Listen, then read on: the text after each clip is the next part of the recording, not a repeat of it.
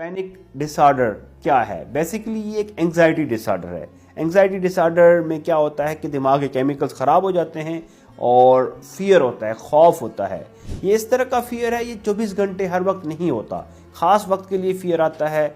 शदीद घबराहट, बेचैनी वाली कैफियत होती है, कुछ टाइम, कुछ मिनट्स भी हो सकती है, घंटे तक भी रह सकती है।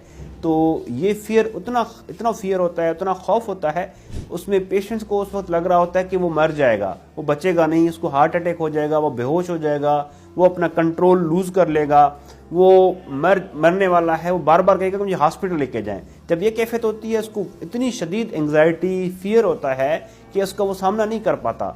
वो उसकी बेचैनी, घबराहट इतनी होती है, हार्ट बीट तेज हो जाती है, ठंडे ठंडे पसीने आते हैं, सांस लेने में मसला होता है, स्टमक अपसेट हो रहा होता है, और उस वक्त उतनी कैफियत में वो ये फील कर रहा होता है वो गिर रहा है, वो उसका वक्त पूरा हो चुका है।